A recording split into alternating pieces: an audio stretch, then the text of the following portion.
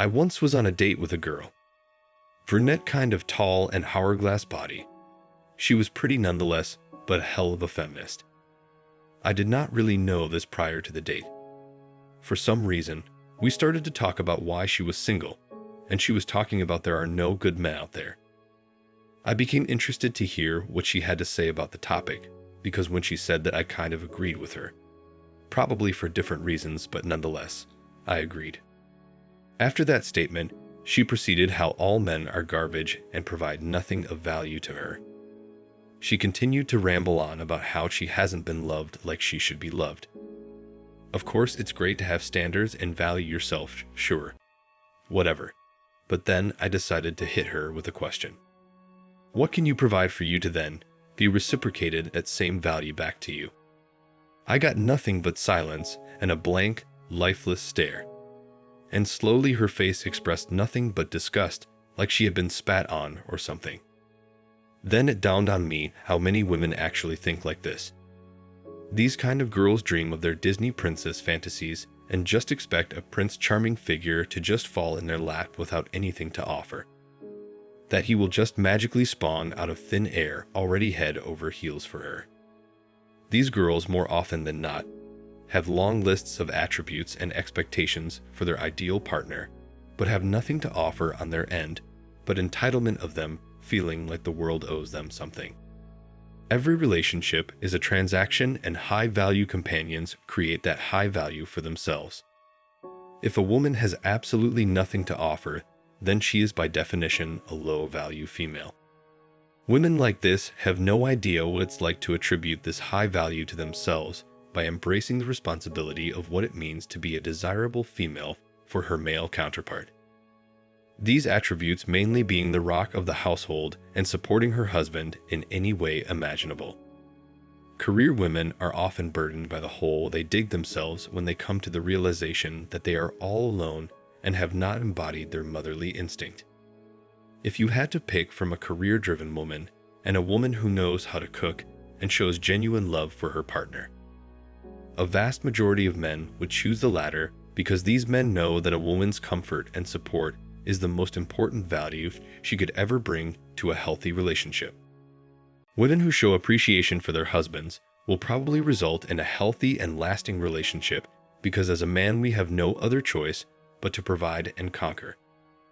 Having that support structure from a woman is incomparable. So what shifted from women tending to their families to have women become career-minded feminists? A gradual shift of entitlement escalating in a social movement that is feminism in which we see today. If anything, the MGTOW movement has done nothing but appreciate women for what they are and true feminine nature.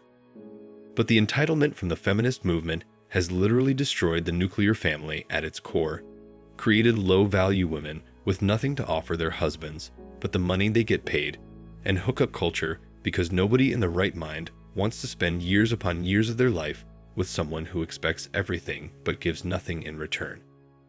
What's interesting to think about is throughout the course of history, if men were to rise up against anything, they were often met with brute force. I'm not saying feminists should be met with brute force, but their philosophy on life is being unchecked, therefore, spiraling down a world of illusion and falsities. Entitlement is dangerous because it is rooted in arrogance. Arrogance is perceived confidence masked by foolishness. What we are dealing with here are these women dreaming up this ideal guy only to be left with shortcomings because in the end, like attracts like. If a woman's only aspiration beyond work is to lay in bed all day scrolling through Instagram, then she will be doomed with a minimum wage cuck boyfriend who lacks drive just as equally. If she gets mad at him for not taking her out to dinner or getting her flowers because her expectations are so high, she really has no one to blame for herself. No other guy of higher value sought her out as a viable candidate for a long-term relationship, so now she has to deal with her expectations not being met because the value she provides amounts to the minimum wage value he provides.